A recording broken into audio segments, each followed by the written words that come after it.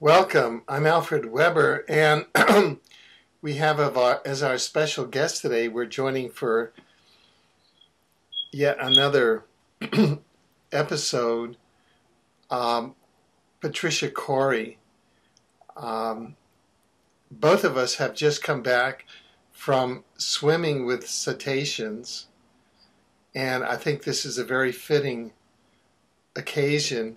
I have Patricia's book here about cetaceans before we leave you, and that's sort of a jumping off point for our interview. But I must say that I feel thoroughly transformed from the inside as a result of my 2 weeks in Kona, Hawaii, at the Dolphin Teleportation Conference, and then in the week after that with Joan Ocean at the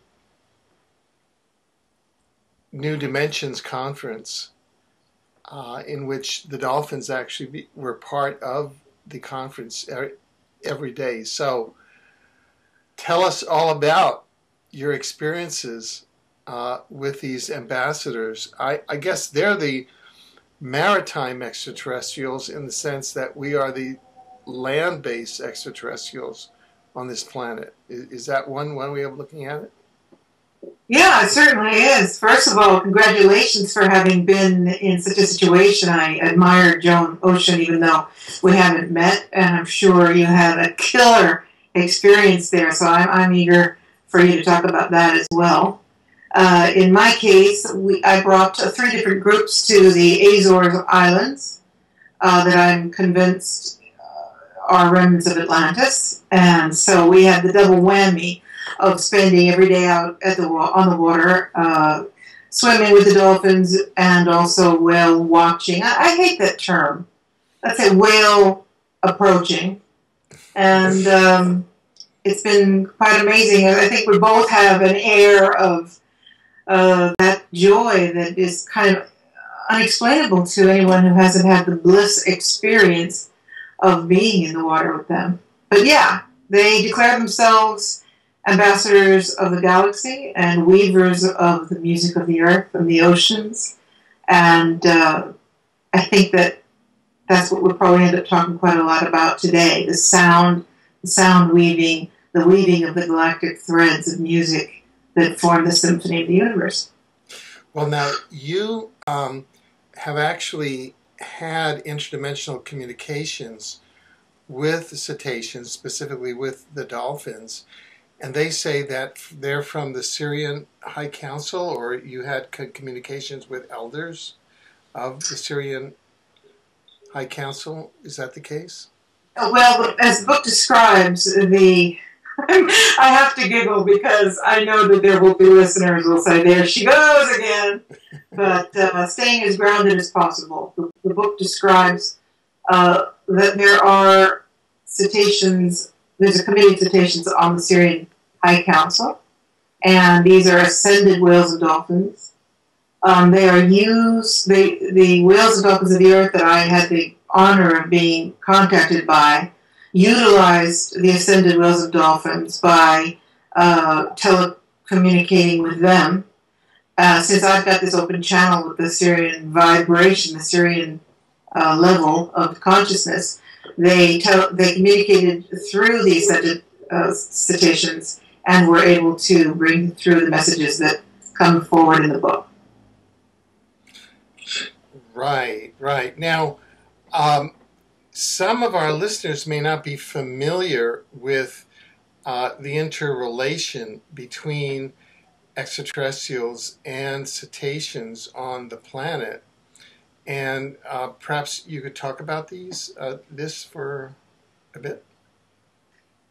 Well, since and you're doing such a great job of exposing disclosure and all of the imminent contact that I think that we are about to experience, hopefully it's getting less difficult for people to be able to discuss extra-dimensional beings and extraterrestrial beings, which of course are 2 different categories of discussion.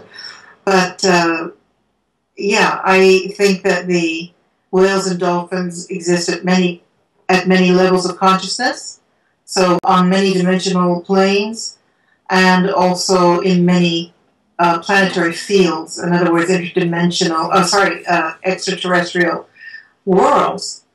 They are not limited to the Earth. Why would they be? Why, as we blow open the paradigm of Earth not being this little teeny only sphere in the universe of multi-reality, why would it be that such incredibly conscious, enormously conscious beings would be limited to this little blue sphere that we love and admire? So I do totally understand and embrace the idea that whales and dolphins are multidimensional, multigalactic beings, and they have a very specific role, and that role is to weave the musical frequencies of the galaxy and hold the oceans of the planetary bodies together. So if that would probably be my answer to your question. Yeah, and in fact, there are extraterrestrial sightings by persons. I mean, these are actual sightings, and extraterrestrial contactees tell us that there are events where motherships or large ships will come over and teleport whales and dolphins up into the spaceship. And inside the spaceship there are large tubs. And the tubs will have whales and or dolphins in them. And then there are these colored lights that the ET civilizations are beaming down into the tubs, whereby they download information into the cetaceans, kind of updating them before they're beamed back down into the oceans. Is that something you've come across? Yes, indeed. In fact, in the book, in the introduction to the book, I discuss the film Star Trek IV, one of my favorites of all time, whereby Captain Kirk is called back from retirement because there's this device that is turning off the universe. Even the Earth, apparently a call comes from the base on Earth to the Space Enterprise, saying that some machine is turning off all of the organisms in the nearby parameters of Earth's space. And of course, he rises to the occasion and finds out that what this is some foreign ET mechanism that is searching for the song of the whales particularly.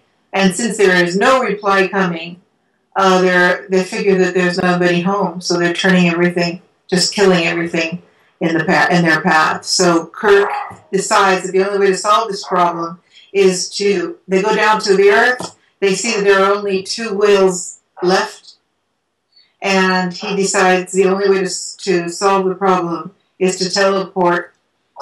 He goes back in time and goes to our century, which is so prophetic, and decides that the only way to solve the problem is to teleport these 2 whales into the 23rd century. So the same thing. They have these tanks aboard. He brings them into the 23rd century, and P.S., the universe is saved. So Gene Roddenberry, he was a time traveler for sure, I think, and definitely had wisdom beyond our time. And if you consider 20 years ago, he was writing this stuff. Yeah, because that's actually what occurs now. What I've read, and this comes again from their 4 volumes that are volumes written by an Arcturian telepath, that is a colleague of mine whose work is to receive telepathic communications supposedly from the advanced Arcturian extraterrestrials who are in dimensions around our planet. And they state that the cetaceans, one of their functions is to help maintain the balance on the light grids of the planet, i.e. to help maintain the vibratory rate of the planet? Is that, a high vibratory rate on the planet? Is that something that you come across?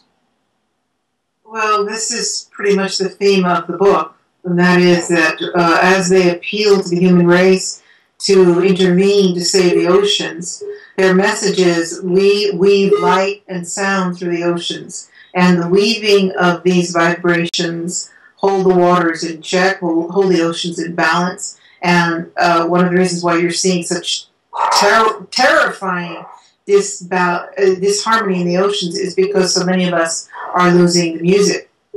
So yes, I agree with that completely. And I don't think it's limited to a three-dimensional perspective.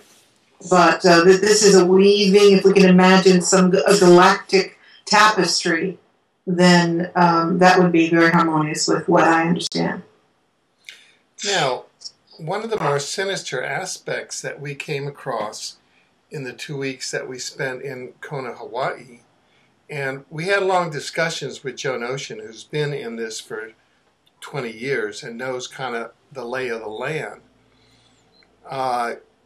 is that if you look, and you mentioned this in your book, is that there's a proposed program of the U.S. Navy to attack sea mammals, including cetaceans, that is, dolphins and whales. And so the question is, what's the purpose of this? Is this to lower the vibration of the earth? And that kind of reminds me of the discussion that we had the last time regarding the Anunnaki and the whole wider spiritual battle that is going on between those that are trying to, the coming ascension of the planet in terms of its vibratory rate coming up, and the positive role of the cetaceans in that, the dolphins and whales, and whether or not the U.S. Navy is acting in a very sinister capacity on behalf of forces that are attempting to lower the vibratory rate of the planet. Well, let's put it this way. When the Navy announces that they're embarking on a 5-year mission to test new warfare in the oceans, and that admittedly this means they're going to take out approximately 12 million sea mammals, the sinister element is already pre-established. Now, whether or not their motive is really what they say it is, which is to protect the world against terrorists, or whether it is a deliberate intent to silence the music, which is what I believe, it is horrifying what's happening. The Navy is using mid-sonar frequencies, which are from 1,000 to 10,000 decibels. So we're seeing not only beachings of whales in huge numbers, but they're washing up with their brains completely blown out. And another thing that's happening is we're finding more whales are rushing to the surface, and they seem to be getting something like the bends because their stomachs are full of gas. Their lungs are full of gas, as if they had been so terrified that they come up too quickly, and they're dying from that. So, yeah, I think it's deliberate. I do think it's deliberate. That they want to silence the music of the mammals, because truly, do we really need 5 years of more testing of every kind of possible weapon imaginable? For what? How much more weaponry do we need?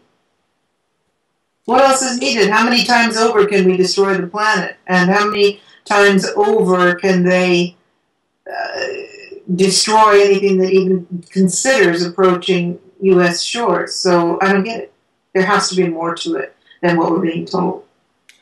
Well, where my mind went was in terms of some revelations that we were able to publish from UK whistleblower and super soldier Michael Prince, in which he came forward with the details of an occupation of this planet by the Orion Greys and the Draco reptilians, which and their intent in lowering the vibration of the planet, and how they have taken over the major governments and media and international organizations. Most of the individuals running these are either under gray mind control or are clones. And so the U.S. Navy could be an instrumentality of attack, essentially, by the Orion Greys and the Draco reptilians against the Cetaceans, who are the highest form of intelligence on the planet that is source and light oriented, in order to further the occupation of this planet and the moving away of the planet from the column of light to the column of darkness. That's kind of an oversimplification, but is that something that resonates with you, or am I overprojecting, or what? Well, no, I think that's pretty much what, without the specifics about Orion and the ever-present menace from these beings, I think that we can agree that there is a deliberate attempt to destroy the Cetacean nation. And I'm fighting as much as I can to make sure that doesn't happen. And I don't believe they're going to succeed, because I think the human race is awakening to the vital importance of aside from the fact that we need the icons of beauty. We can't watch the earth lose all of its amazing nature. Aside from that, I think that more and more human beings are hearing the call. More and more of us are going out into the ocean and swimming with them. And more people are becoming aware that these are not just circus animals at sea world, but that they are the most magnificent beings, just incredible beings. And I think that no matter how hard they try, they are not going to be able to wipe out the Cetaceans. But there's unquestionably an urgent need for the human race to stand now. Wake up time. And that's what the book is about. Wake up, there's still time. You are our hope. Wake up and take back the power. This is our message. I think it's your message as well. Over and over again. And I refuse to believe that any force can bring the earth to silence. I really believe that the human race and Gaia's own power are so immense, and there's so much light anchored here that it simply can't work.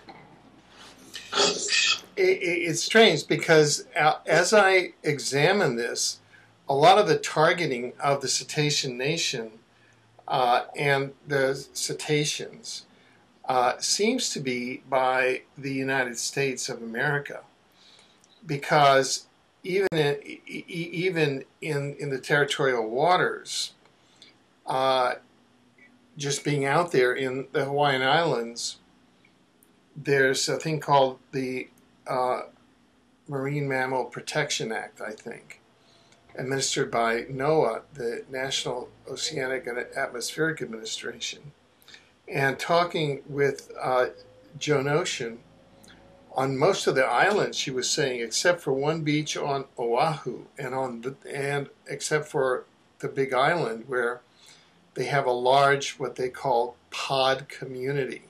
And that is progressive humans that are involved with dolphins and whales and have knowledge, have formed an alliance with the dolphin and whale community, and are politically active and have gotten a mediator to engage with NOAA.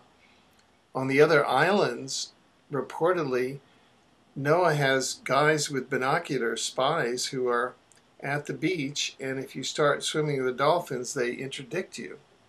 So there's a concerted effort to keep humans, progressive humans, or progressive aware humans, and dolphins and whales, cetaceans, apart, even though they naturally gravitate toward each other. And the dolphins and whales, the dolphins are protective of humans, and they play with humans. Tell us some of your stories about being with the dolphins and being with the whales that show that they want to be with us. Okay, well, first of all, I've got a video clip out there where I call them, and I was alone on the boat at the time, and I called out and said, please know that I'm here to honor you, and I've come from far. And no sooner had I said the words, and it's on tape, than a little baby sperm whale just pops out of the water and comes racing over to the boat, which was already very close. The mother was a little bit further back, and this newborn was so newly born that it still had the deformed markings of having just been freshly, as the captain called it, popped out. And it was swimming along like a maniac next to the boat, and I said, I was speaking to him, and how beautiful he was, and what magnificence it was that he answered the call, and that I knew that this was for the people that were tuning in, that I had the good fortune to have this camera with me. And I said, and I know that you trust us. And then when I said those words, he went swimming back to his mom, and the two of them swam off in the sunset. I said, we're in the zone, and they trust us. And this happens all the time. I've just been in the Azores. We've had, everyone I brought there had the magic of swimming with the dolphins. My own personal experience was pretty awesome. And that is a story that's a little bit long, if you want to hear it. Sure. Well, the first time that I went in, I have been whale watching all over the world. I had swum with a dolphin in captivity in an environment where they're doing work with autistic children and things like that. But swimming with wild dolphins is the only way to fly, as they say. But I had this terror, terror of sharks. And so it was, my message for people is be fearless and just live your life, just jump in. And here I am holding this fear. So I'm going to jump in, and it's going to be big. And I jumped into the ocean in Atlantis, the Azores, after really going through trauma. Wild ocean. The middle of nowhere, the middle of the Atlantic Ocean is deep ocean, 2 miles down. Nowhere to swim to in emergency. So I was going through all this fear, and the captain said, Patricia, there's a pod over on San George Island, and they seem to be hanging out. So this is your chance. We're on our way. And I was like, whoa, a pod all by myself. But we went over, and in fact, I was greeted by 100 bottlenose dolphins. And they were in restful mode and playful mode. But they weren't hunting. They weren't on the move. They were really just relaxed. And so I took my plunge in, and I brought with me, I had put out an appeal to my readers asking for messages that they had for the whales and dolphins. And I wrote these out on rice paper in squid ink. So I had this scroll with me of messages of love and peace and connection. And I jumped in with that in my hands. Of course, it dissolved in the water. And I was greeted by 2 sentinels who started doing the work, the energy work, which I'm sure you're very familiar with. It's like radar reformation of your neural network. But such a remarkable experience that you go into a completely altered state of consciousness, not describable in any other way than bliss. And I was greeted by 100 of these dolphins. But at one point, one of them came up to me and hit my body at the shoulder. And even though I was in this state, I said, if this is a shark, I'm dead. And then this dolphin started to slide down my body, my wetsuit, and really total body contact all the way to my feet. And then he jumped in the air and leaped over my body and landed back in. And people on the boat were able to see this happen, who claim they've never seen anything like that happen in the wild, which I'm quite sure it's happened with other people who are consciously connecting. But for me, that moment when a wild dolphin would take that action to touch and then gently connect, it was completely, utterly life-altering and validating, considering the work I'm doing. Right, right. The people I was with in Hawaii talk about when the dolphin pod comes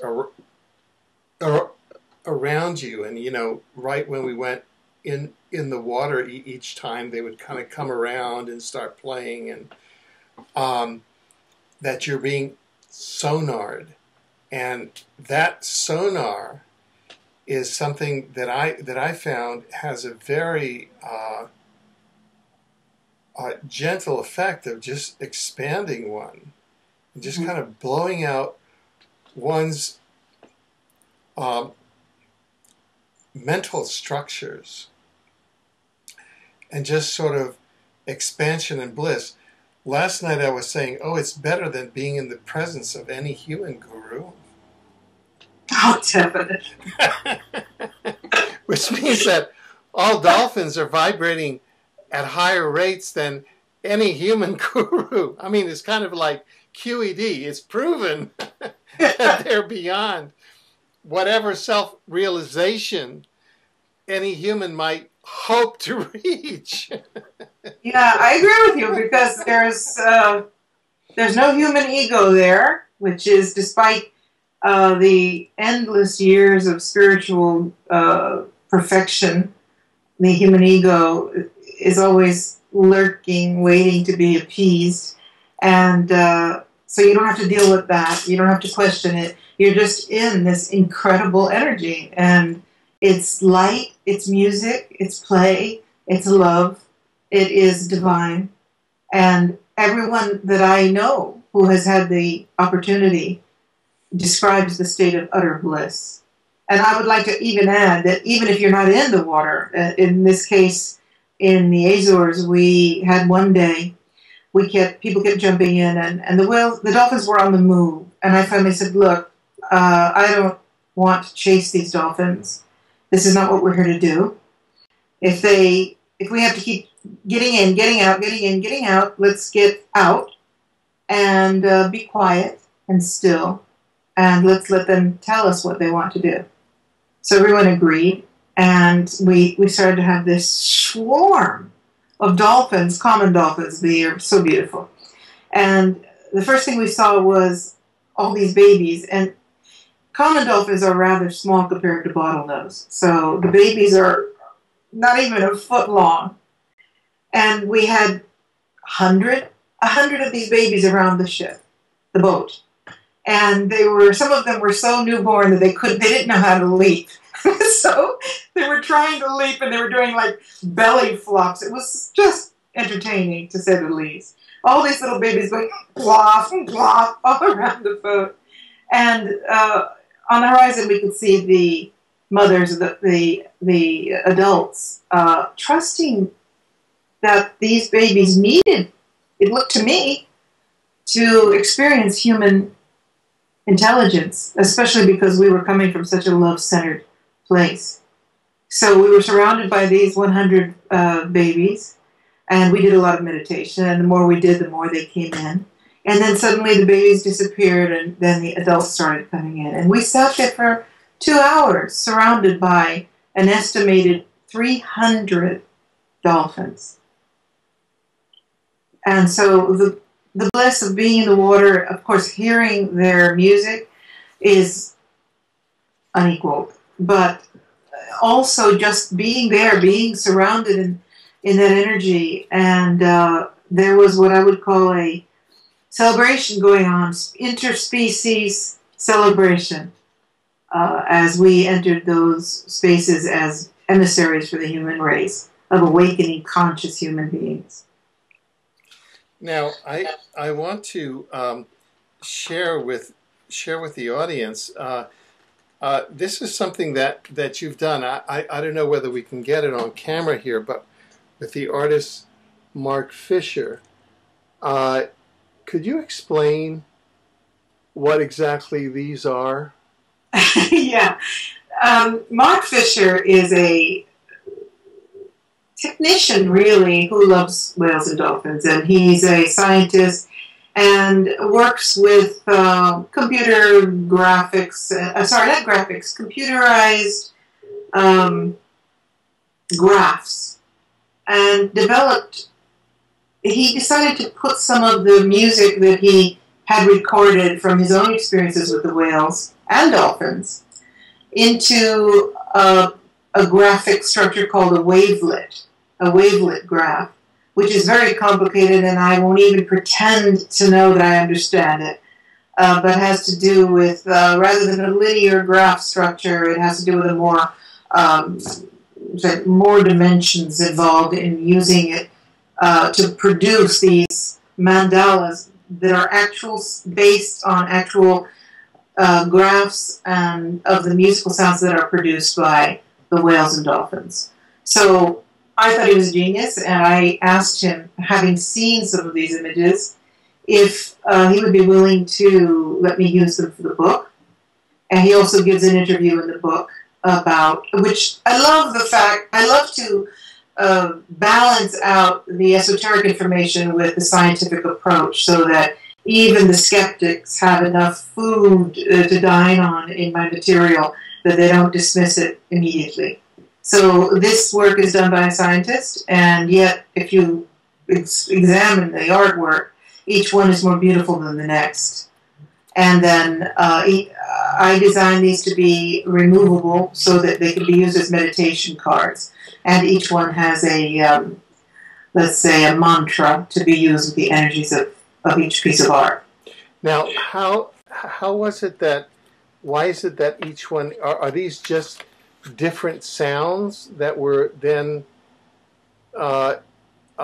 represented into a form? Is it different sounds either from whale music or from dolphin music? For whales and also dolphin sounds. So this shows the essential complexity of what's embedded in the harmonics and of the whale and dolphin music, which is part of the harmonics that are holding together the light grids within the oceans. Is that a fair statement?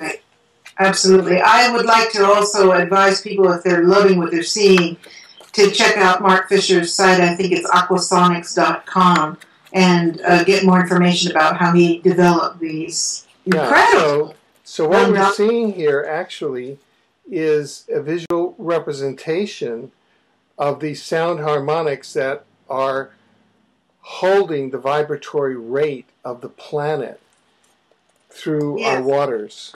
And I would also like to suggest that one thing I'm developing now is an article that I'm going to be putting out that compares these images to some of the crop circles we've seen, and how, always remembering that music, notes, vibration, and ratios are the highest communication of intelligence. Let's say that if a species has to communicate with another species, what is the most common denominator is always going to have to be, by nature of reality, the representation of intelligence through numerics, ratio, sequential mathematics, right? Exactly. Now this is also confirms some of Dr. Emoto's work, yes, where he shows the intelligence of water. Yes. Such that what the cetaceans are doing is working with the intelligence of water to even take it to levels beyond what we humans can actually take it? Well, we really fundamentally, the essence of intelligence, of consciousness, is vibration. I mean, we've got every kind of element, we've got every kind of description, but in the end, what we're talking about is vibration. And vibration, as I think I mentioned in your last show, first comes the intention, then comes the thought, then comes the vibration, then comes the manifestation in matter, right? Right. So whether we're talking about different elements, we can talk about the intelligence in water or the consciousness in water or in crystals. In the end, it's all the same. It's a different structure of matter, but in the end, the overriding union, the overriding force of all creation is vibration. Right. And so the attack on the cetaceans is to lower the vibration of the ocean and the planets, and the oceans, lower the vibration of the planet and dumb down all life on the planet into more of a reptilian vibration. World dictatorship is how we would experience it as humans. Yes, well, there will be people that are listening that will say these two really need to take a lunch break. But I'm sort of moving toward the bifurcation of consciousness, yeah. And so I think that these programs are those with ears, for those with ears to hear and eyes to see, and that others are making their fundamental choices that we can't control. Agreed. I agree. And which brings us to a topic and kind of a portion of the discussion before we leave you. That's a very serious title. And how did you come about a title for a book before we leave you? Well, first of all, yes, it's a very heavy title, and people report feeling saddened as they read the material, and fortunately saddened and then empowered by the material, which is wonderful. The title is very sad because it obviously is telling us that the whales and dolphins are going, and it implies that before they do, they have a message, because the title is Before We Leave You, Messages from the Great Whales and the Dolphins. So how this came about is simply this. I was teaching in Jordan some years ago, and I teach a number of workshops, and I use a lot of humor when I teach, so they're very animated. And in the middle of a story that I was telling, I was shocked by the vision of whales and dolphins in a complete frenzy. They were struggling, they were desperate, they were dying. And I heard this message, please help us. Please, please, please. And it sounded like you've heard in the ocean. It was a psychic experience, and it was very strange because I was totally focused. I'm in the middle of speaking here to 100 people. I'm totally focused on what I'm doing. It wasn't like sitting in meditation and working as a channel. And I lost my step. I got very discombobulated, and people didn't know what to make of it, especially because in that culture I was already kind of an ooh part to be talking about DNA activation. It got louder and louder, and they said, please help us before we leave you. And I interrupted the workshop, and I said, we have to help the whales and the dolphins. I completely lost my balance, and I called a break, and I ran out of the room. And I had quite a trauma trying to calm down from what I had seen. Until finally, I was also beholden to these people since they had registered and paid for this workshop. I just said, Pat, you've got to get through this. So I went back and completed the workshop, but it was certainly not with the same energy that I had started with. And When I went back to my room that evening, I turned on the television and I turned right into the news, and they were reporting that 60 whales and dolphins had beached themselves.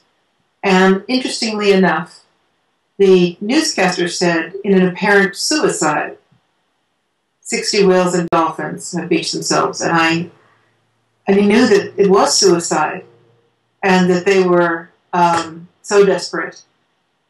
Somehow, for some reason, had been tapped into that pain. And this kept happening. It happened again a few months later in a dream consciousness, and I woke up and I could still hear them screaming, "Please help us before we leave you, before we leave you." And I got a phone call, someone telling me, "You better check out the news. There's bad news about the whales."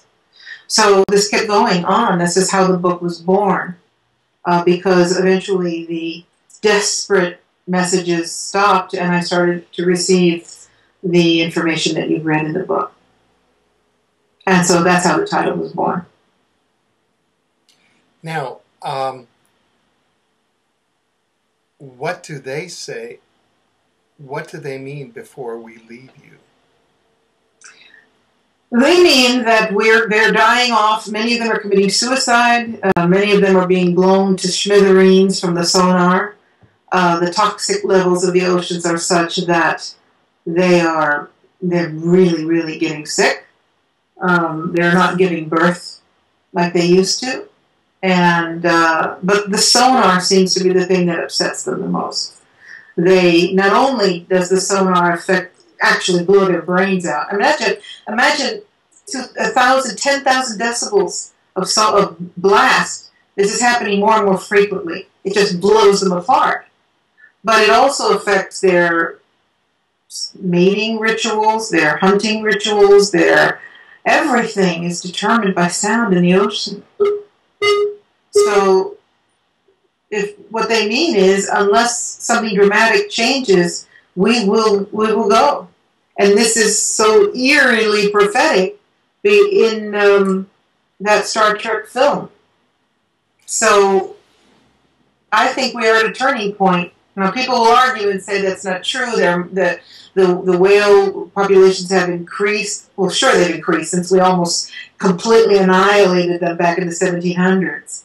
But we've got whaling back in Greenland. We've got the Japanese always on the prowl. We've got the Faroe Islands slaughter so that men could test their testosterone and show what studs they are, slaughtering hundreds of pilot whales twice a year. It's happening now. And do we not really think that this pain and suffering and torture is being transmitted across the oceans to their fellow cetaceans? That's like, why is the human race so cruel? If they don't care, well, why don't we just go? Now, so that kind of the vanguard of this seems to be the attack by the U.S. Navy. Well, that's one of the grave problems, because the U.S. Navy has now proceeded in the Atlantic Ocean, Pacific Ocean. They're now proceeding in the Northwest Pacific, which is some of the most sacred, precious ocean. Whale sanctuaries there. Imagine, this is your land, isn't it? Hawaii is under attack. These are all places that are, and they're in the Gulf of Mexico, the migratory patterns of humpback whales and gray whales are being subjected to these ridiculous sonar attacks.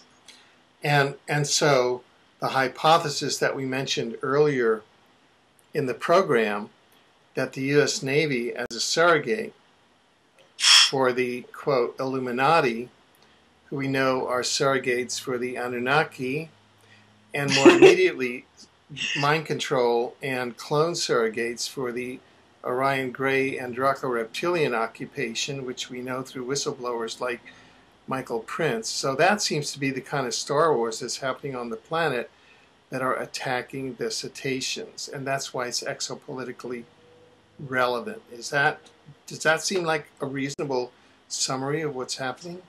Yes, it does. And if I giggle, it's because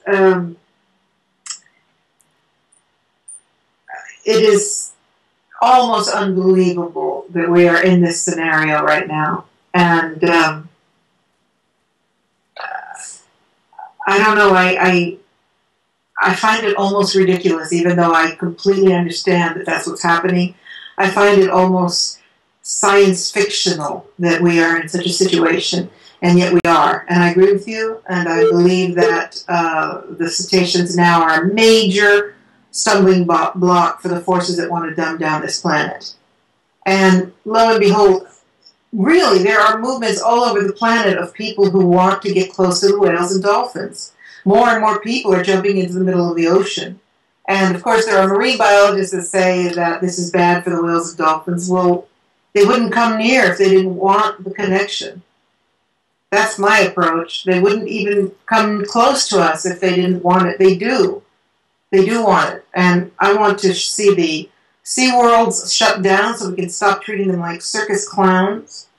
And I celebrate the people like you and me and all of the people who are, like Joan, who are getting into the ocean and establishing that human-cetacean connection.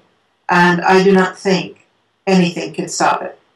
So the book says, before we leave you, please help us. And I believe that we are doing that, and that the force of the human spirit is going to rise incredibly to this call.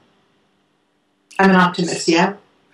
Yeah. Now, let's explore some alternative models, okay? This is at the hypothetical level.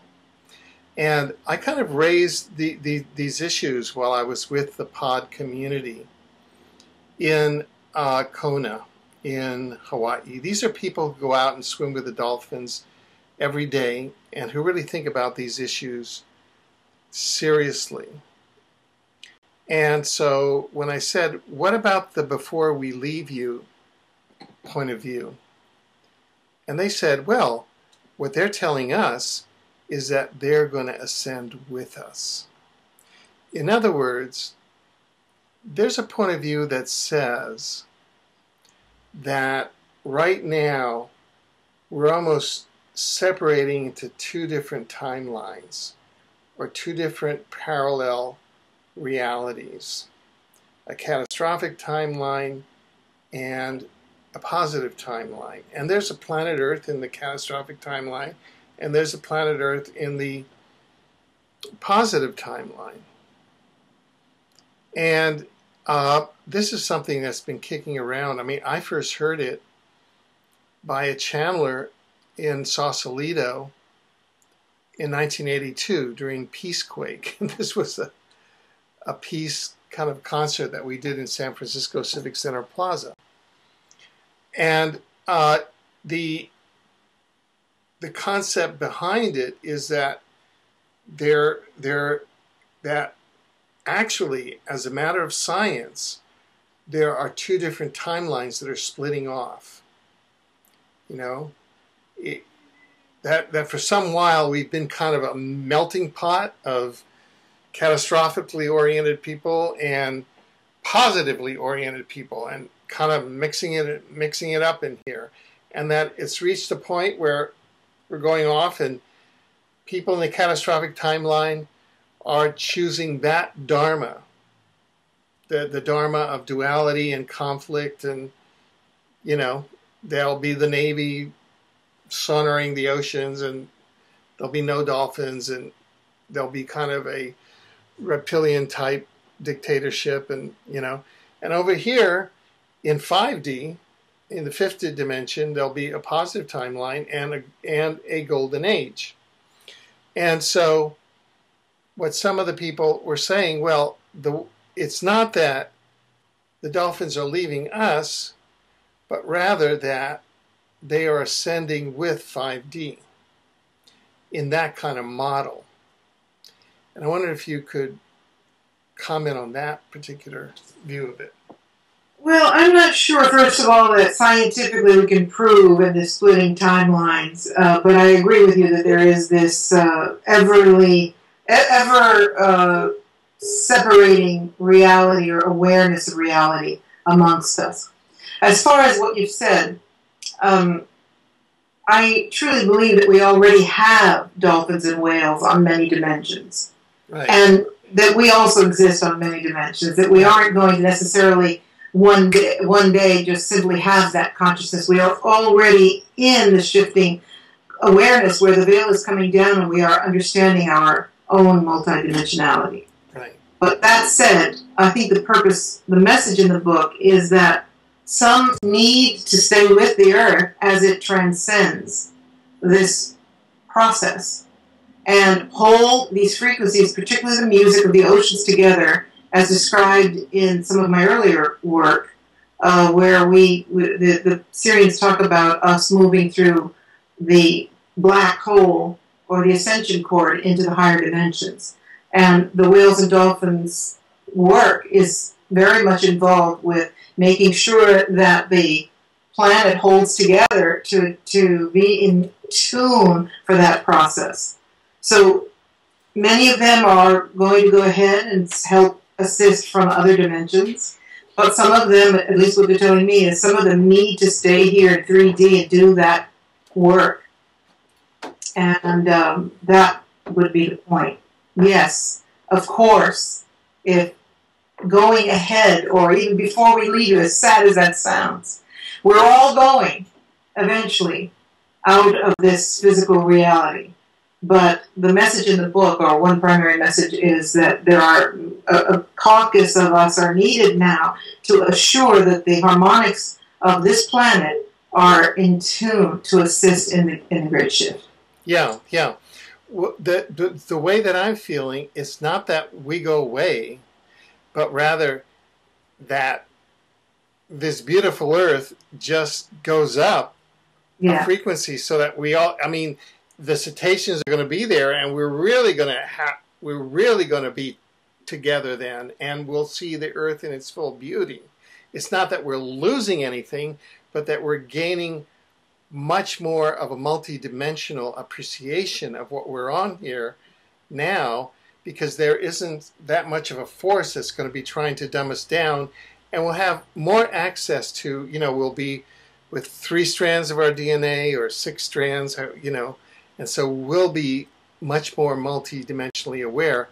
And that process is actually happening now. So I think that, for me, one of the most important aspects of your book to bring to public awareness is the fact that the U.S. Navy seems to me to be engaging in spiritual warfare and DNA warfare on behalf of the Orion Gray Draco Reptilian Illuminati attempt to destroy the vibratory rate of the planet by using sonar against the cetaceans under the cover of testing weapons. There's a person I'd like to acknowledge here who has been bringing awareness of this program publicly, and I've had her on my public interest radio program, and that's Rosalind Peterson.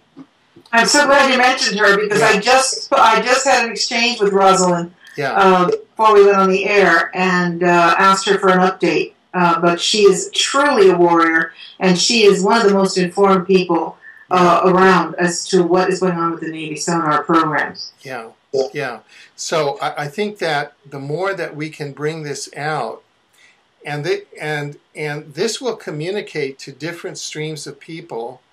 The naturalists will say, well, we have to protect the mailing people. Those of us who are more multidimensionally aware will understand that this is an attack by the Greys, by the negative Greys and the Draco Reptilians on the light body mammalians of this planet, and a very special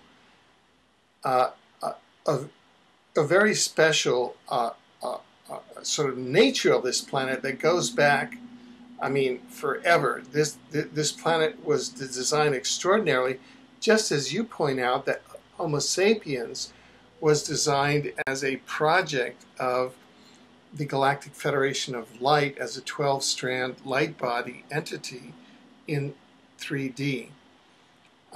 So we seem to be the counterpart to the cetaceans on land. Well, as they point out in the book, we were there. There's a phrase in the book that says, "How can you not remember that we were there when we watched you be birthed? We've been here much, much longer than you. We watched you be birthed as 12-stranded beings." And so they have that imprint. They understand the whole project, which we have called the Syrian experiment, when Homo sapiens was designed and delivered and nested in this beautiful planet.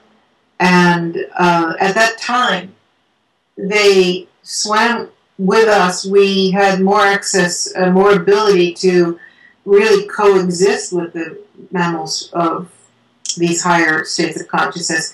And I do believe that we're looking forward to reestablishing communication, as the book says, not watching them play tricks when we hold up colored cardboard, but rather we will have a breakthrough and we will begin to truly speak, not just psychics, but we will have, if only we can block some of this disaster that's happening in the oceans, they will be able to communicate with us once again. We have this to look forward to as you describe that timeline where we are moving toward higher dimensional awareness. And that's exciting. Yeah, we're sort of moving toward the end of this segment. It just occurred to me that that it would be very useful to bring up some kind of coordination or united awareness or action, as among Rosalind Peterson's efforts, Joan Ocean's, your efforts, our efforts here, and so that people who are concerned about the cetaceans, at whatever level that they're concerned about, there are multiple levels. And so perhaps that's something that, Patricia, we can begin to bear in mind. I don't know if this is like a conference or this is some sort of organization or some sort of continued programs. I don't know what it is, but we certainly have to, it seems to me, act in a coordinated, united way to bring this awareness to the progressive human community on the planet. I completely agree. I find there's a lot of fractional effort in cetacean groups of people that are concerned. Many feel they have their way of doing things and we can't seem to get unity here. But unquestionably, there needs to be a global outcry and a union of all the people that are trying to make a difference, especially not at the mammal preservation level, but at the understanding of opening consciousness connection, human cetacean connection. So I'm struggling right now with the bureaucracy of trying to begin my foundation, which is determined to serve to try to unify all of these groups and start working together. And I've just written a screenplay which treats this matter, and it looks like it's going places, so it would be very interesting to see a movie come out about this issue that could reach 100 million people. And hopefully that's on its way. And another thing we need to start really thinking about is closing down sea worlds around this planet. So we've got a lot of work to do. It's not just confronting the Navy, but it's human consciousness and understanding of we are not the most intelligent species on this planet, and it's about time we started honoring the wisdom and the grace and the beauty and the intelligence and consciousness and soul of the cetacean nation. Now, where can people get in touch with you and get in touch with the information that you have and the activities around the cetaceans? Well, for the moment, I can always be reached through my website, which is SyrianRevelations.net. I also have a site called patriciacori.com. I'd really love people to read the book because it's raising people's concern, and I would ask people that don't let the idea that it's painful to hear disturb you or distract you from reading the book, because it's an empowering read. It's a call for help. And from there, you will be moved to take action. Now, at the moment, before I can get my own foundation rolling, there are so many organizations doing great work. And of course, we know many of them. The Sea Shepherds I particularly adore, Blue Voice, IFAO. There are many organizations at work trying to make a difference. And making a difference, Sea Shepherds stopped the Japanese fleet. You know that, right? Right. They stopped them the last time they were out, the fleet went home. So right now, the International Whaling Commission is meeting, and you need to send letters to them protesting the Faroe Islands massacres. You know what's going on in the Faroe Islands? Tell us.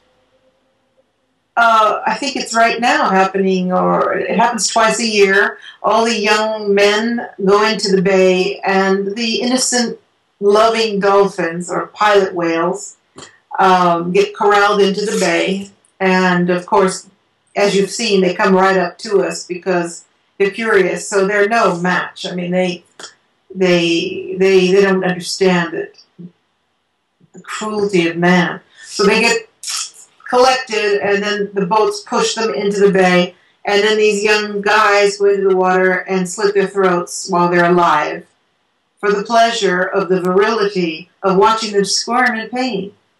It's not even for eating them. They just do it for kicks. For kicks. And where are these islands? The Faroe Islands, which are a protectorate of Denmark. So even though Denmark. What's wrong with Denmark? Denmark claims that they're really independent and they have nothing to do with it. But I really recommend. Where are these islands located? I don't know exactly where you would. They're off the coast of Denmark, but I wouldn't be able to get to them. Yeah. The BlueVoice.org, Hardy Jones tells me that I think it was Captain Paul Watson told me that every single citizen in the Faroe Islands gets 3,000 euros a month stipend from the government, from Euro, for whatever reason that I still don't know. And so they do this, and they slaughter hundreds of these pilot whales. And Captain Paul told me a story on the air when I had him on, of he watched a little boy, 12 years old, cut a fetus out of a mother alive and laughed. This is humanity 2011. So this has to be stopped. Yeah. So we've got Captain Paul Watson out there of the Sea Shepherds, and he's moving his ships in, and he's got some sound devices that he's using to try to scare the whales away so that they don't come in to their death. But of course, needless to say, the testosterone levels of these guys is high, and he's in a lot of danger, so he needs support. Yeah. So I'm calling people to please support Captain Paul Watson and the Sea Shepherd, and any other, that's my particular interest, but for goodness sakes, any other organization that you've studied and is not a bureaucracy where the administration is eating all the cash, please help, please send money, or go, or whatever. Take action now, because this can't continue. I'm appalled to believe that in the Faroe Islands, a 12-year-old boy could do such a heinous act and laugh. This was captured on film. Well, let's then. Wow, this is just. It's heartbreaking. Yeah, it is. It is. I would. This entire program, I think, has really opened up a new doorway for Exopolitics TV, and that is our commitment to an ongoing series of programs dealing with the relationship between the cetaceans and the community of progressive humans. Wonderful. And so I would like to invite you to be part of that series, and I hope to bring on our allies, Joan Ocean, Rosalind Peterson, and others that we can confer with from time to time, and bring on with status updates, beginning to organize and coordinate and also to bring information, because our audience, as exopolitically aware progressive humans, I think, is tuned into the multidimensionality of our reality and the fact that humans are not the only multidimensional intelligent species on the planet, but cetaceans may in fact be even more than humans. Well, certainly more than a lot of humans. Yeah, more than a lot of humans. Let's put it that way. I would just like to add that I think Rosalind Peterson will be on my radio show, which is so synchronistic, on September 23rd at 11 a.m. Pacific Standard Time. So maybe you can we can call you up and bring you in on that show. Oh, great, great. And start walking our talk and uniting forces to to work for the cetaceans. Very, very good. Well, I certainly want to thank you for being with us and for having created this work before we leave you, which is filled with science-based information as well as multidimensional communication from the ascended cetacean elders, for those of us who are tuned into that level of information. Are there any final words you'd like to leave our audience with, Patricia? Yes, I would like to leave on a higher energy note than the discussion of the Pharaoh's event, and just remind everyone that we really are capable of making huge differences in every aspect of this situation of this planet. And whether or not that is your choice to sit and meditate and pray, sending out that higher vibration, or whether you are a warrior and an activist, now is the time to decide what you're going to do and how you are going to envision your role as a member of the awakening planet Earth. It's no longer acceptable, in my opinion. Don't like that word. Let's say that, take away that word, acceptable. It's a show and tell time.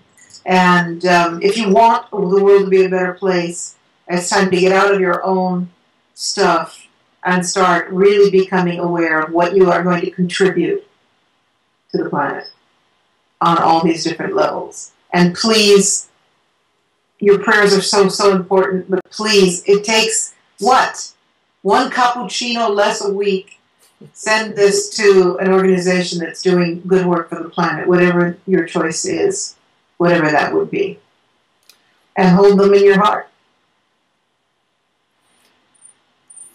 Thank you very much, Patricia. Thank you, Alvin. It's always a joy.